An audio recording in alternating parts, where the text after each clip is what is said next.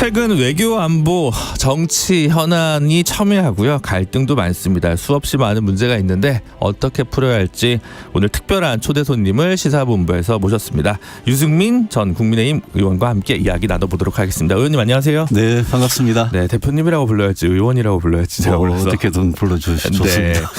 이렇게 와주셔서 너무 감사하고요. 네. 지금 첫 번째 얘기를 뭘로부터 시작할까 했는데 이주호 교육부총리와 이제 대통령실 간의 메시지 엇박자. 예. 그럼 이제 이건 정책적인 문제도 있지만 약간 메시지가 조율되지 않는 것들이 자꾸 나오면서 정권에서 좀 정제되지 않은 거 아니냐라는 고민도 좀 많이 드는데 이번 사태 보시면서 대표님께서는 어떤 생각 좀 드셨습니까? 이거는 제가 굉장히 심각하게 본 게 네. 어제 오늘 윤석열 대통령의 직접 말씀이 네. 지금 세 번째 바뀌었어요. 네. 그래서 제가 어제 이제 이주 장관이 이제 브리핑을 했죠. 네. 그 이제 학교에서 배운 거, 네. 그 범위로 출제해라. 네. 수능에 대해서 대통령께서 그리 직접 말씀하셨다는 것도 굉장히 놀라웠어요. 그런데 네. 저녁에 또 바뀌고 오늘 아침에 또 바뀌었단 말이에요. 네.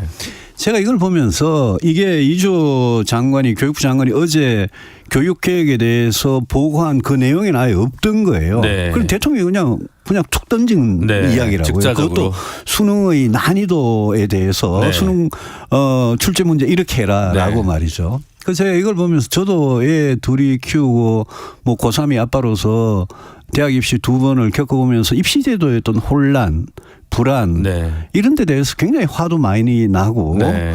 그리고 모든 학생들 학부모들 다 마찬가지일 겁니다만 대통령께서 저는 이게 상당히 시간을 이렇게 두고 교육계획 방향을 이야기한 걸 처음에 제가 착각한 게 네. 당장 원래 지금 수능이 150일 남았는데 그렇죠. 네. 150일 앞두고 수능 문제의 난이도에 대해서 대통령이 직접 이렇게 이야기하면 아니 당장 수능 그 시험 문제에 영향을 당연히 미칠 거 아니에요. 네. 그래서 제가 놀라운 게 수능의 난이도를 교과서 안에서 학교에서 배운 거로만 하라 이러면 지금 당장 학원이고 학교고 학생들이고 하는 전부 다 이번 수능은 그냥 물수능이 되는구나. 네. 쉬워지는구나. 네, 네, 이렇게 네. 되는 거거든요. 네. 근데 그냥 쉬워진다는 게 꼭 좋은 게 아닌 게요. 이게 이 수능하고 관련된 대학 입시하고 관련된 문이과 이게 요즘 통합 수능을 그렇죠. 하잖아요. 네. 이과의 문과 침공이 화제가 되고 있죠. 그렇죠. 이과가 문과를 침공하는 이 문제가 이게 원점수, 생점수가 문제가 아니라 네. 표준 점수가 문제가 되고 맞습니다. 예를 들면 이런 겁니다. 뭐 사회 탐구에 뭐 무슨 사회 문화 사문이 있고 이 과학 탐구에 화학2가 있으면 화학2는 어렵고 사문은 쉽고 이러면 그럼 사문은 100점 맞아도 표준 점수는 뭐 70점, 68점 이래 되고 그렇습니다. 화학2는 100점 맞으면 그냥 표준 점수 100점 네. 되고 이렇게 되기 때문에 이게 쉬워지면 이과의 문과 침공 이 문제가 더 심각해지거든요. 네. 그러다 대통령께서 무슨 공정한 변별력을 네. 지키라 이런데 도대체 뭐가 공정한 변별력인지 MB 정권 때 같이 그냥 EBS만 열심히 들으면 그러면 공정한 변별력이 생기는 건지 네. 이것도 말이 이상하고요. 네. 대통령께서 그냥 이 툭툭 던진 말들이 충격이 지금 이 교육시장이 굉장히 큰 게요. 이런 게 있어요. 그 학교에서 공교육에서 아예 다루지 않는 비문학 네. 문제 네. 이런 거 내지만 지금 학교에서 독서 시간이라 이래서 비문학 수업 다 하거든요. 그렇죠. 그럼 수능이라는 게 이게 수학 능력 시험이잖아요. 그렇죠. 기본적으로 대학 가거든 어떻게 판단력, 독해력 이런 걸 가져가지고 그게 과학이든 경제든 철학이든 법학이든 이런 문제에 대해서 애들한테 공부하는 능력을 기르도록 하는 건데 네. 그거를 비문학 문제 마치 내지 마라라는 식으로 이렇게 약간. 말씀하면 그런 게 현장 말 한마디 한마디가 현장에 얼마나 충격을 주겠냐 이거죠. 네. 또 하나 이런 게 있어요. 그러니까 대표님 말씀하신 예. 거는 변화가 있더라도 예. 뭐 6월 모평 뭐 9월 그리고 앞으로 수능 나가 있는데 즉자적으로 이게 반영될 거면 혼란이 너무 크기 때문에 그렇죠. 적어도 새로운 방향을 하려면 교육 이해관계 당사자들 모아놓고 좀 토론도 하고 수기도 해서 예. 예측 가능성을 부여해야 된다. 그렇죠. 교육이라는 게 그렇지 않습니까? 네. 지금 고등학교 3학년 학생들, 2학년 학생들 다 마찬가지고 네. 이미 3년 전에 정해진 대학 입시제도 요강을 가지고 네. 3년 동안 준비를 해온 학생들이고 학부모들 아닙니까? 네. 그런 학생 학부모를 대상으로 지금 150일 수능 앞두고 네. 갑자기 대통령께서 네. 교육부 장관도 아니고 직접 수능의 난이도에 대해서 또 비문학 과목에 대해서 또 통합 무슨 뭐 과목 예? 그 네. 학교에서 뭐라 그랬더라? 학교에서 도저히 가르칠 수 없는 네. 과목 융합병 문제 네. 이런 거 내지 말라는 식으로 이야기를 하면 이게 수능의 기본적인 본질에 대해서 대통령께서 정말 얼마나 알고 고민을 하고 하시는 말씀인지 네.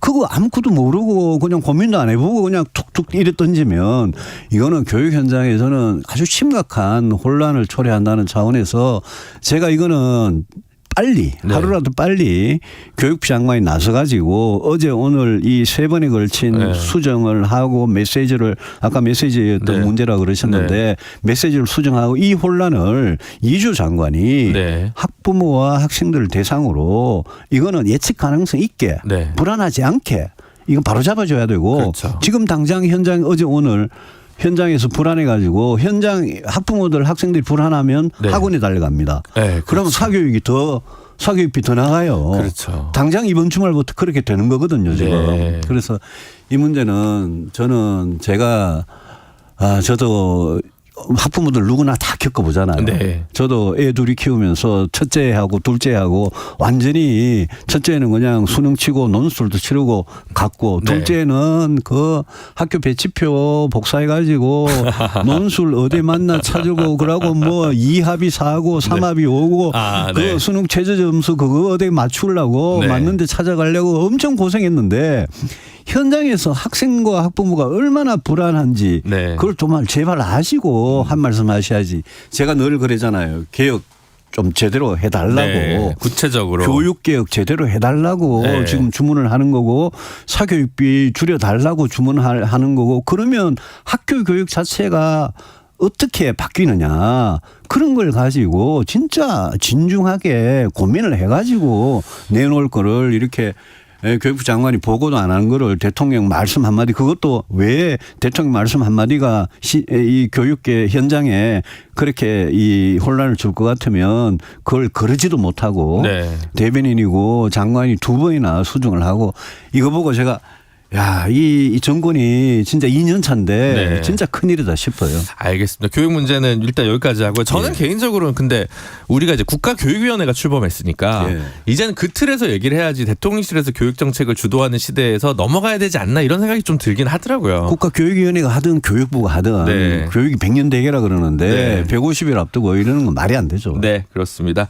다음은 좀 외교 문제 관련해 가지고 좀 여쭤보도록 하겠습니다. 그 지금 싱하이밍 그 대사 예. 사태 때문에 이제 시끄럽습니다. 뭐 이재명 대표가 왜 그랬느냐. 이제 그게 문제가 아니라 중국 대사가 좀 말이 좀 심하다. 뭐 여기 가지고 또 너무 정치적으로 접근하는 거 아니냐. 뭐부터 해가지고 조치만으로 끝나서는 안 된다. 뭐 복잡한데 예. 이 전반적인 그 상황에 대해서 대표님께서는 어떻게 좀 바라보고 계십니까? 우선 싱하이밍 대사 발언은 네. 그냥 예의를 벗어난 그 정도의 문제가 아니에요. 네. 싱하이밍 대사는 그냥 중국 외교부의 국장급 공무원입니다. 네.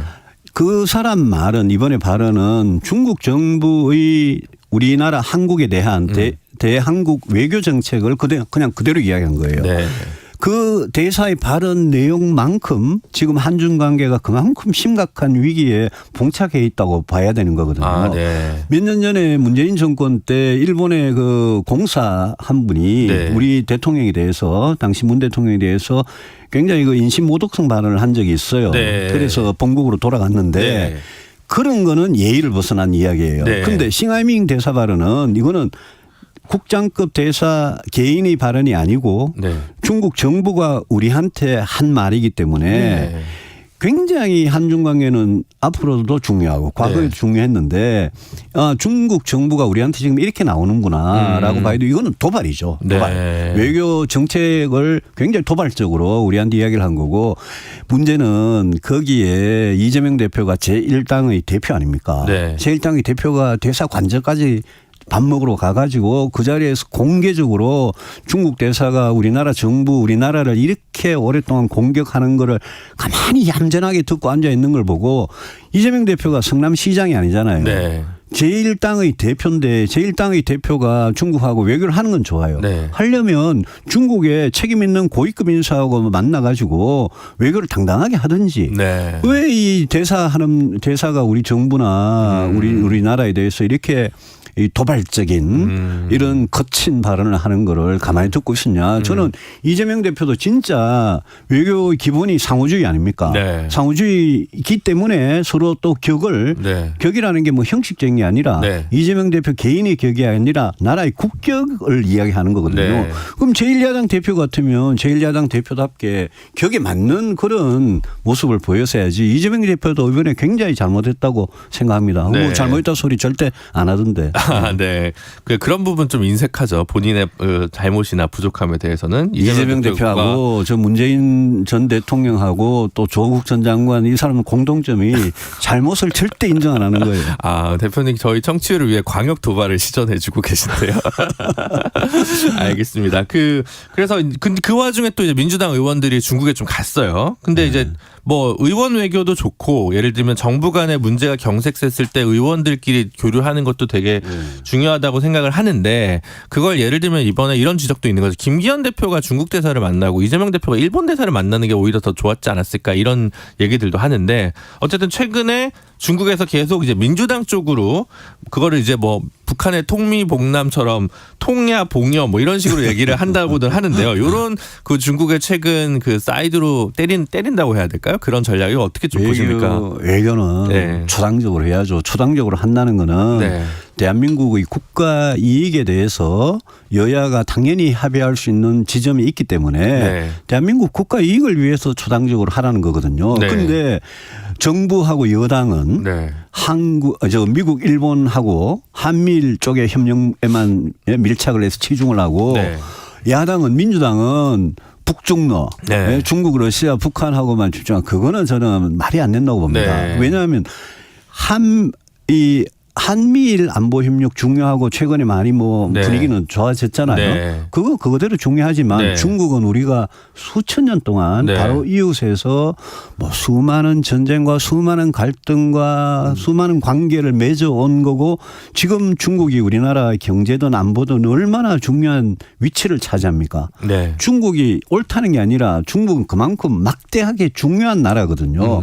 그렇기 때문에 우리 정부가 또 여당이 중국에 대해서 발벗고 나서 가지고 우리가 중국하고 우리 사이에 각자의 핵심 이익이 있잖아요. 네. 그 각자의 핵심 이익에서 최소 공배수라 그럴까 그런 공동 이익을 찾아가지고 그걸로 대화를 해나가면서 우리 국가 이익을 지키는데 그 중요한 일을 왜 야당한테 맡겨놓고 정부 여당은 안 해도 된다? 그건 말이 네. 안 되는 거거든요. 그러니까 이제 그 대표님 평소 견해 보면 이제 한미 동맹 중요하고 예.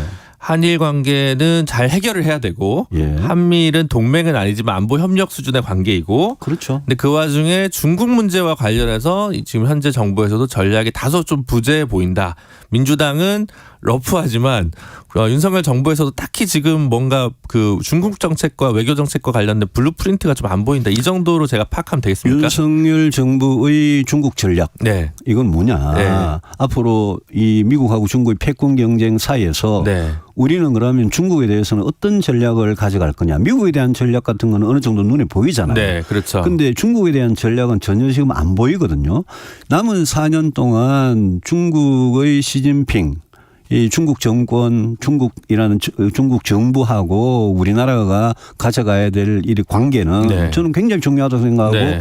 대만 사태를 포함해서 네. 동북아의 평화와 안정 우리한테 뭐 필수적인 거고 네. 북핵 문제 해결하는데 중국이 전혀 협조 안 하고 있지만 여전히 중요하죠. 북핵 문제 해결하는데 중요하고 네. 뭐 궁극적인 통일에 있어서도 중국의 어떤 뭐랄까 영향이랄까 이런 그렇죠. 거 굉장히 중요하고 네. 당장 먹고 사는 문제 경제 민생에 있어서도 중국과의 관계가 그렇죠. 우리 경제의 어떤 성장이나 일자리나 이런 거 수출이나 굉장히 중요하잖아요. 그렇죠. 그래서 저는 윤석열 정부가 미국과 일본에 대해서는 어느 정도 가닥을 좀 잡았으면 네. 이제는 중국에 대해서 지금 대화가 굉장히 힘들고 시진핑은 한국 안 올 거고 네. 우리 윤 대통령께서 중국 가기도 굉장히 어려운 상황이지만 이럴 때일수록 뭐 싱하이밍 대사 같은 사람이 아니라 네. 외교부 대 외교부 정부 대 정부로서 실무자 차원에서라도 서로 신뢰 위에 대화를 시작해서 접점을 찾을 수 있는 그 노력을 시작해야죠. 네.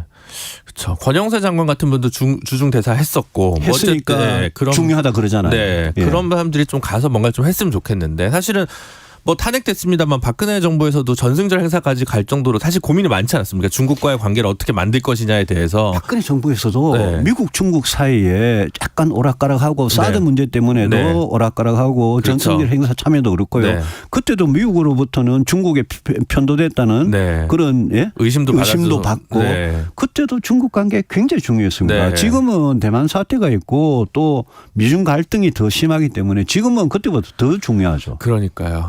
외교 문제가 참 이렇게 근데 정치와의 문제로 보면 안 되는데. 그죠? 그렇습니다. 외교하고 정치 절대 섞지 말고요. 네. 민주당 의원들 이번에 가셨잖아요. 네.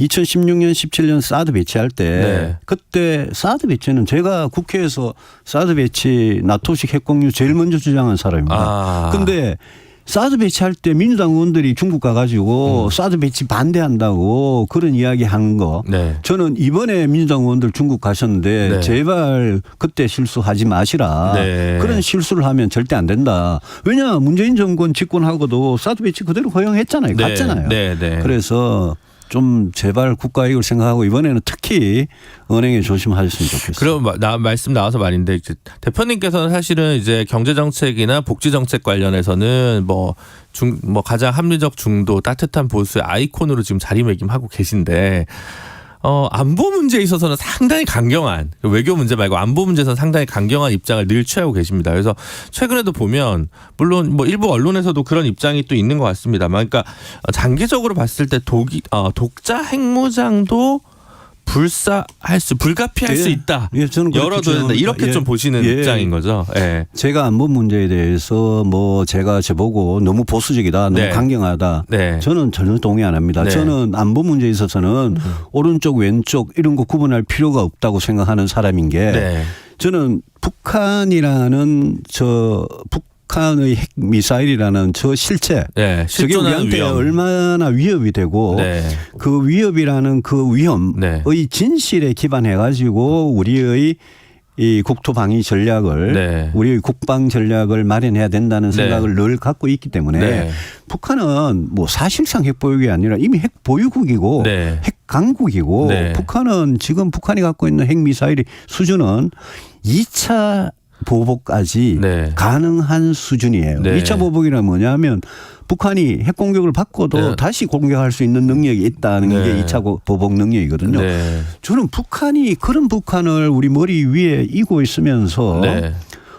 정말 우리 한반도 비핵화다 이런 공허한 이야기를 하는 네. 그런 거를 제가 도저히 그런 진실에 맞지 않기 때문에 네. 참지를 못합니다. 그래서 네. 제가 사드든 우리가 요즘 개발하고 있는 LSM, MSM 이런 네. 거 패트리어트든 미사일 방어망도 지금보다 훨씬 확충이 돼야 되고요. 네.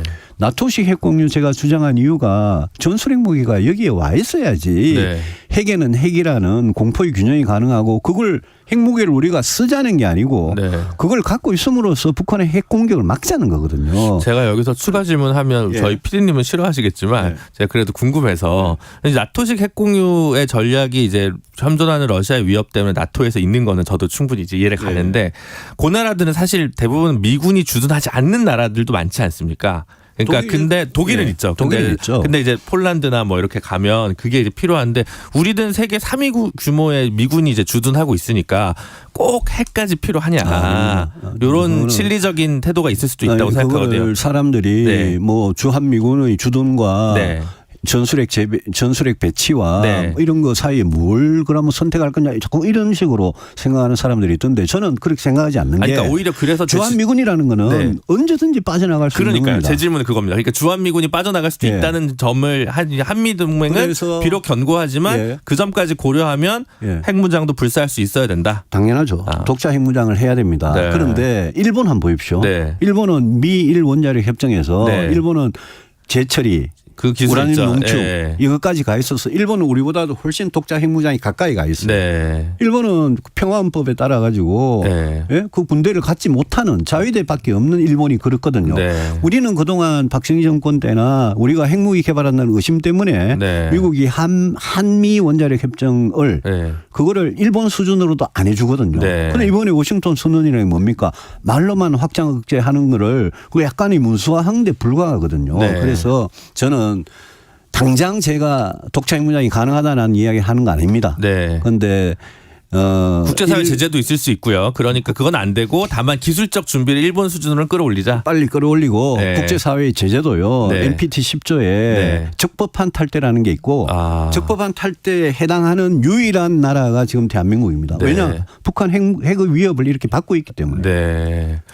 알겠습니다. 지금 저희는 유승민 전 대표님 모시고 여러 현안을 살펴보고 있습니다. 한 시간이 너무 짧아서 아쉽네요. 지금 제가 사실은 대표님 오신다 그래서 최근에 다른 방송 나온 거 다 봤는데 거기에 없는 질문 하려고 지금 제가 엄청 하십시오.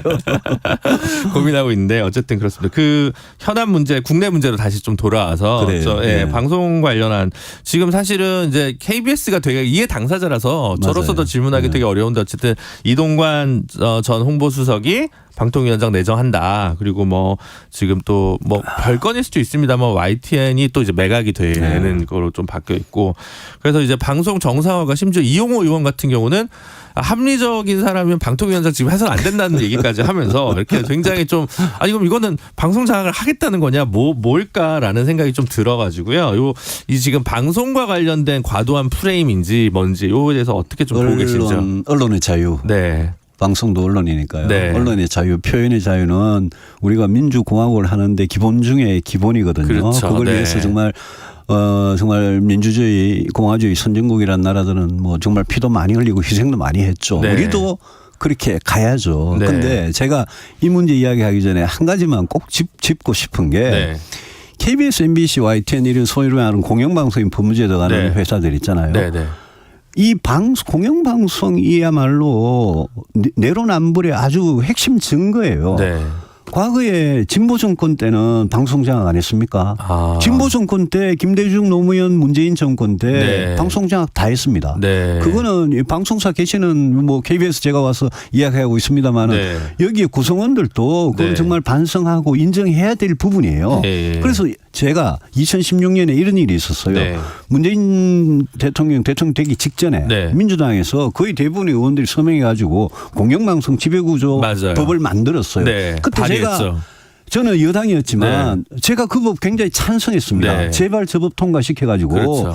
우리나라에서 공영방송이 네. 정치 권력으로부터 독립되도록 맞습니다. 됐으면 좋겠다. 그런데 네. 문재인 대통령 집권하고 나가지고 그 그 법을 법 안 완전히 했죠. 사장됐잖아요. 그러니까 민주당도 지금 그렇죠. 공영방송도 사실 할 말이 없는 거예요. 네. 그래서 저는 공영방송이 진짜 공영방송이 됐으면 좋겠어요. 네. 정권으로부터 중립적이고 독립돼서.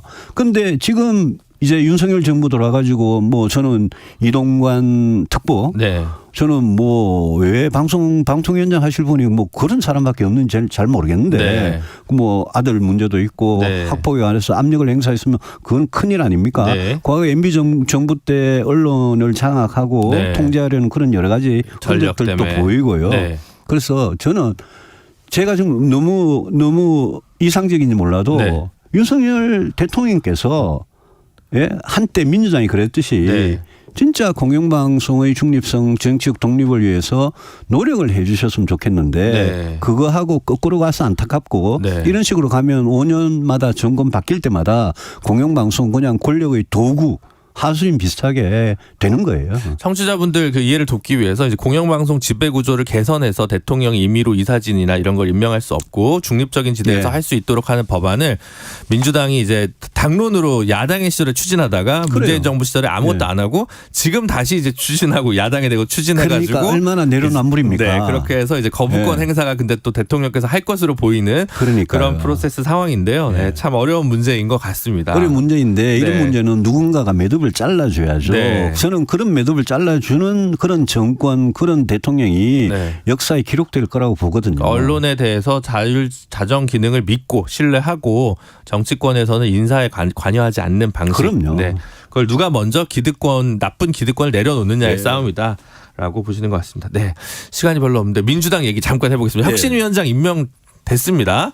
기대가 되십니까? 아니면 이건 무조건 실패할 거라고 보십니까? 저는 그분을 잘 몰라요. 네. 금융감독원의 부원장 출신의 교수분이 되시던데. 네, 보험법 전공자더라고요. 예. 네. 그래서 그분이 정치나 정치의 어떤 우리나라 정치의 본질적인 문제에 대해서 얼마나 고민을 하셨는지 네. 그런 의문이 들긴 합니다만은 제가 이렇게 말씀드릴게요.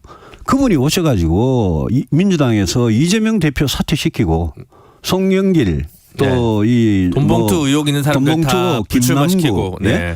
그런 부분에 대해서 국민 상식에 맞게 정리만 해주셔도 네. 저는 정말 뭐 다른 거 많이 할 필요 없고 네. 그것만 정말 해도 대단한 혁신을 거다. 하시는 거다. 네.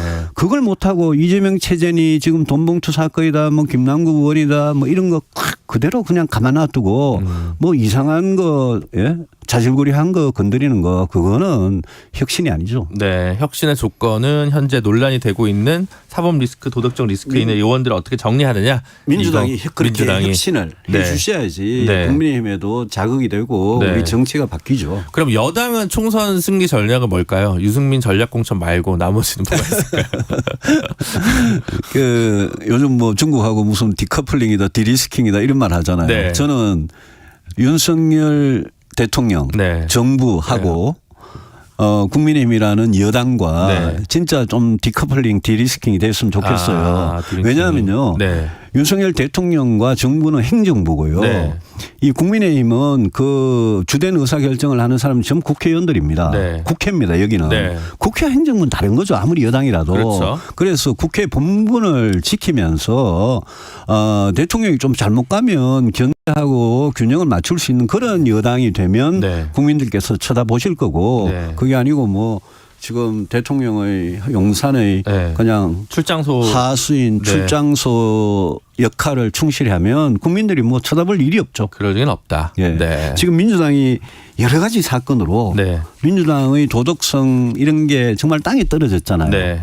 저런 민주당하고 여론조사에 보면 비슷하게 나오거나 예? 우리가 더 부족하고 네. 특히 어제 어떤 여론조사 보니까 뭐 수도권에서는 우리가 밀리던데 네. 그거 국민의힘이 진짜 정신 차려야 될 대목이죠. 네.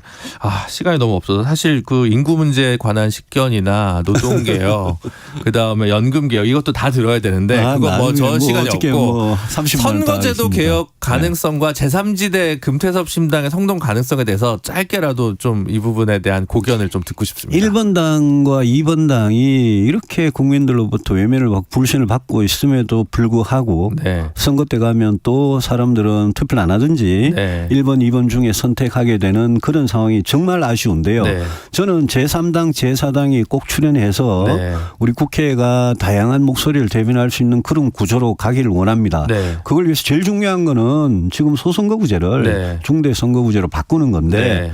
저는 현실적으로 가능성 굉장히 낮다고 봅니다만은 우리 뭐 대통령도 더 이상 이야기 안 하시고 네. 국회의장도 이야기 안 하시는데 꼭 좀 그런 다양한 국민들의 목소리를 대변하고 더 많은 국민들께서 정치에 참여해서 의사를 밝히고 그게 우리 정치에 반영이 되는 그런 구조로 갔으면 좋겠어요. 소망합니다. 예. 네, 알겠습니다. 그 대표님 나오셔가지고요. 갑자기 그 실시간 접속자 수도 30%가 증가해서 밖에서 PD가 웃고 있습니다. 오늘 말씀 여기까지 듣겠습니다. 유승민 전 대표님이셨습니다. 감사합니다. 네, 고맙습니다.